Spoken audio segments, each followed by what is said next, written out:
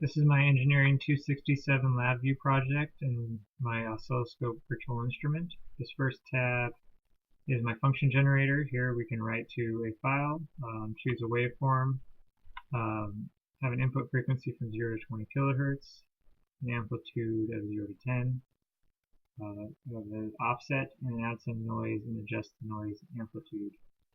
Inside the oscilloscope, here we can adjust the time and the volts per division.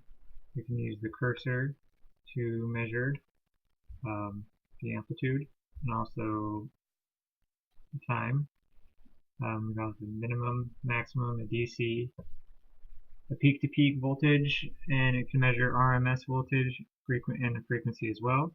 And FFT, you can use a cursor to easily find the frequency of the fundamental frequency or harmonics in other cases. So now I have put in a square wave with 20 kilohertz, an amplitude of 3.3, offset of -2, and added some noise. If we go to our oscilloscope, we can see that we need to increase the volts per division, and then zoom in on the signal, use the kilohertz or the cursor, to measure the voltage at a certain point. We can also see that peak to peak is 7.8, max voltage is 1.9, minimum, the DC voltage. This also has trigger capabilities, and you can also see in the FFT, you can use the cursor to find the fundamental frequency of 20 kilohertz, and also find the resulting harmonics.